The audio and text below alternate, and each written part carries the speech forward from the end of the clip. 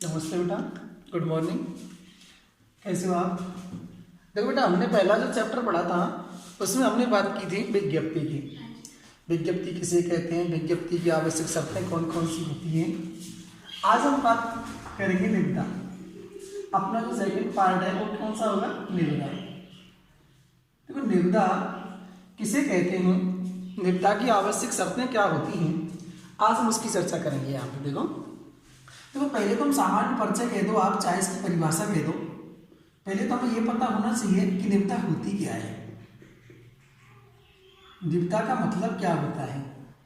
तो हमें पहले तो यही चर्चा करनी होगी कि निविदा किसे कहते हैं, निविदा की परिभाषा क्या होती है, वो हमें पढ़ना होगा। तो सर्वप्रथम तो आज देखो, पहले हम निविदा की परिभाषा पढ़ेंगे।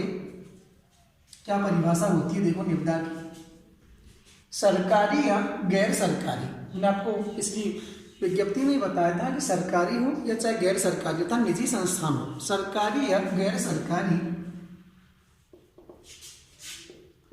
सरकारी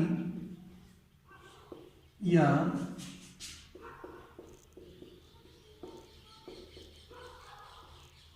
सरकारी या गैर सरकारी संस्थानों में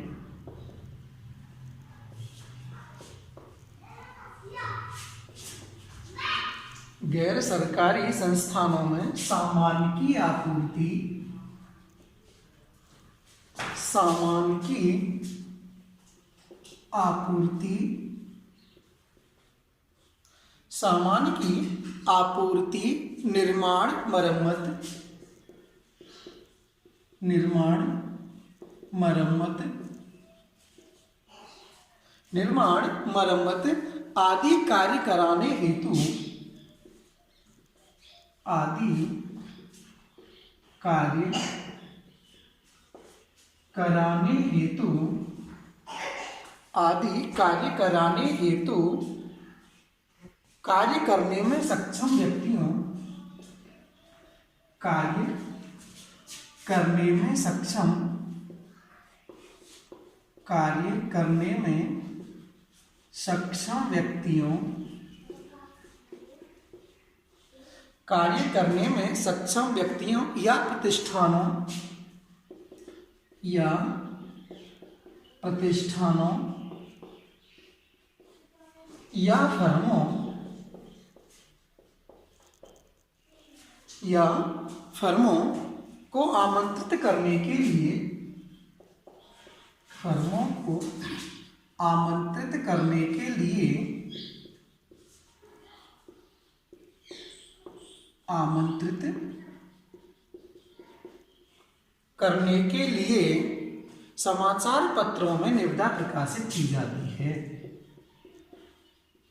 समाचार पत्रों में निविदा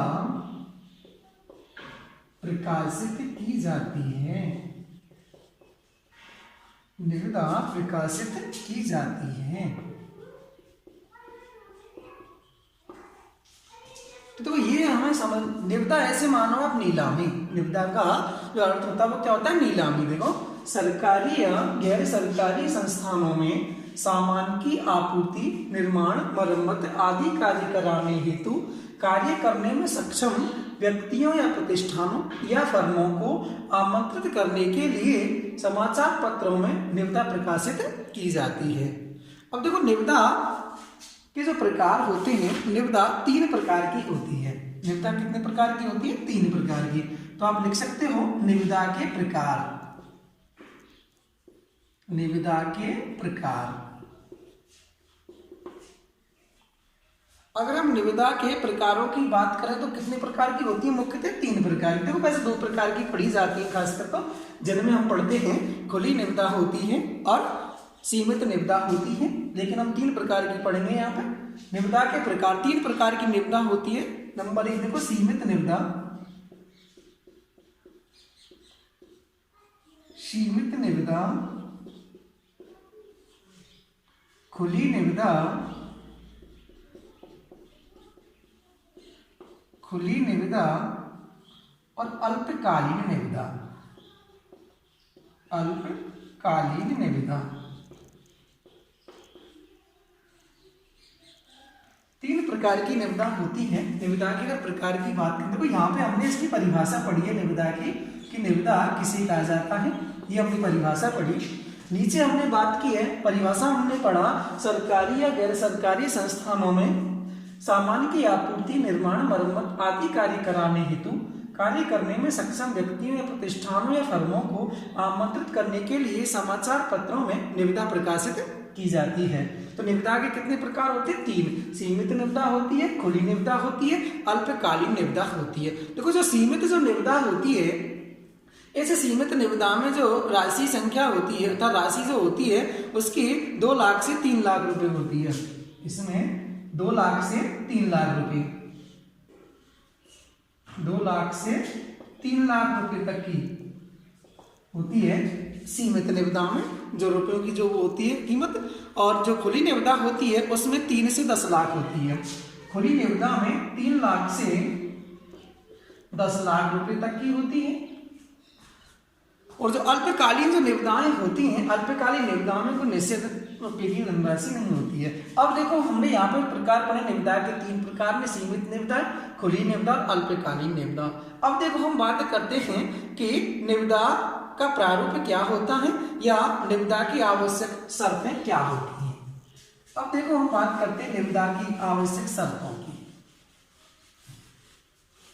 बहुत सरल टॉपिक है। मैंने आपको पिछली वीडियो में जो विज्ञप्ति का टॉपिक आपको पढ़ाया था उसमें ही मैंने आपको बताया था कि बोर्ड में 2 अंक का पूछा जाता है ये टॉपिक। बहुत सरल टॉपिक है। अब हम बात करते देखो निविदा की आवश्यक शर्तें। निविदा की आवश्यक शर्तें कौन कौन सी शर्तें हैं या निविदा को लिखते समय कौन कौन सी बातों का ध्यान रखना पड़ता है, कैसे निविदा का प्रारूप बनकर के तैयार किया जाता है, वो हमें पढ़ना है। निविदा की आवश्यक शर्तें कौन कौन सी होती हैं, जिसमें देखो नंबर 1 हम बात करते हैं। जैसे हमने विज्ञप्ति में पढ़ा था कि विज्ञप्ति के घटक क्या होते हैं, ऐसे ही पढ़ेंगे हम निविदा के घटक कौन कौन से होते हैं, कौन कौन सी बातें हमें निविदा में ध्यान रखनी होती हैं, कैसे इसका प्रारूप तैयार किया जाता है। तो देखो पहले पॉइंट की अगर हम बात करें तो पहला ही पॉइंट होता है कार्यालय या विभाग का नाम। कार्यालय या विभाग का नाम। कार्यालय या विभाग का नाम व पता पृष्ठ के ऊपर कहां पर लिखा जाता है? मध्य में लिखा जाता है। ऊपर मध्य में लिखा जाता है।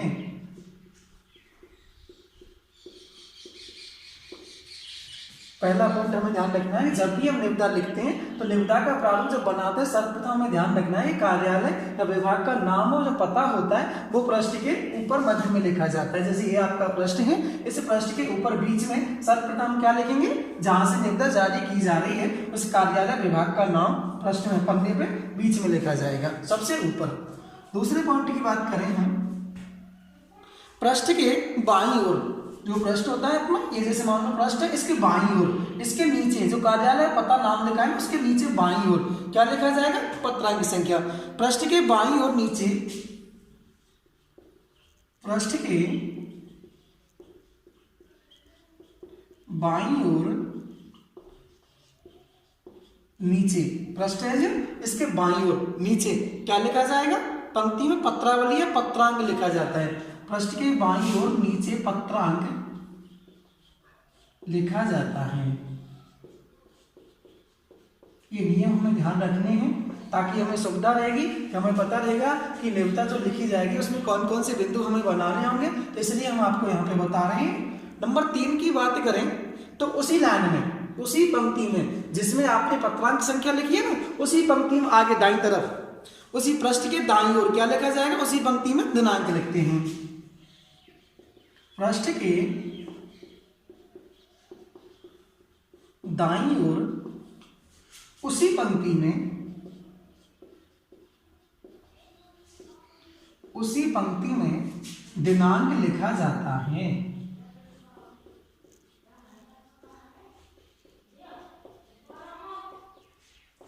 क्या लिखा जाता है उसमें? दिनांक लिखा जाता है। नंबर 4 की बात करें, अगले पॉइंट की हम बात करें, अगला नियम, निविदा सूचना संख्या बीच में लिखी जाती है। या आप अगला पॉइंट अगर बात करें तो निविदा खोलने का दिनांक एवं समय का उल्लेख होता है। निविदा खोलने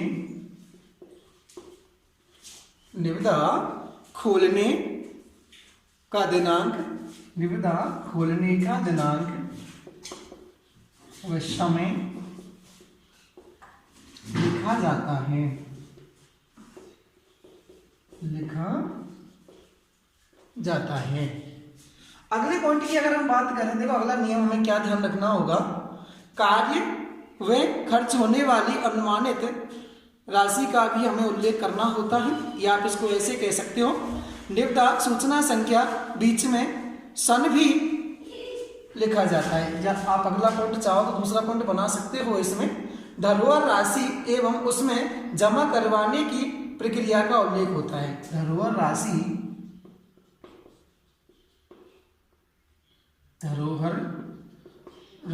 व उसमें जमा करवाने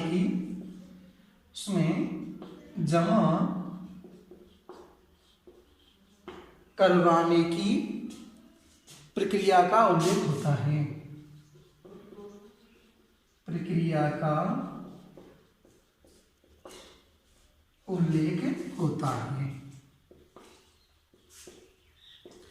जमा करवाने की प्रक्रिया का उल्लेख होता है। अगले पॉइंट की बात करें हम, देखो निविदा सूचना के अंत में आवश्यक शर्तें लिखी जाती हैं। निविदा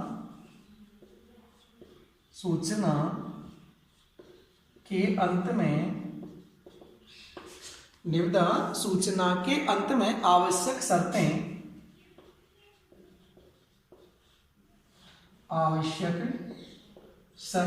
लिखी जाती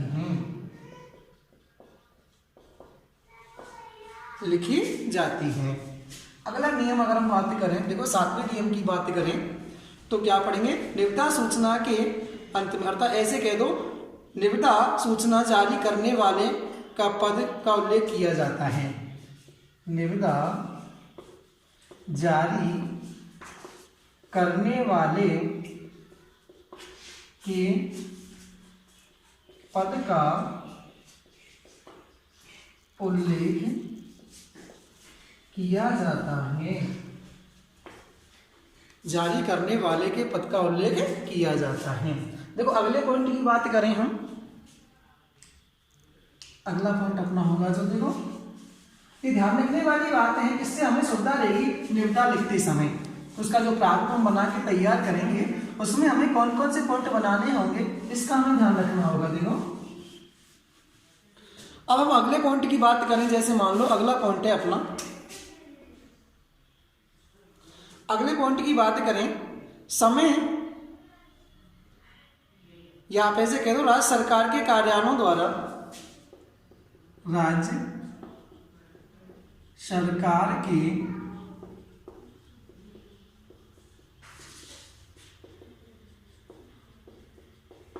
कार्यालयों द्वारा निविदा किसकी ओर से जारी की जाती है। राज्य सरकार के कार्यालयों द्वारा निविदा किसकी ओर से जारी की जाती है, जारी की जाती है, जिसमें राज्यपाल होता है। अगले पॉइंट की बात करें हम, केंद्र सरकार के विभागों द्वारा निविदा, केंद्र सरकार के विभागों द्वारा, केंद्र सरकार के विभागों द्वारा निविदा जारी की जाती है।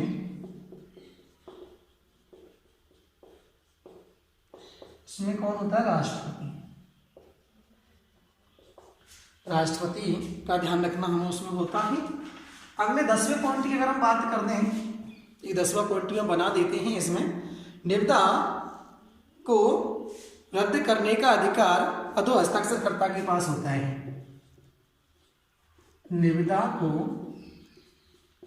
रद्द करने का अधिकार अधो हस्ताक्षर कर्ता के पास होता है।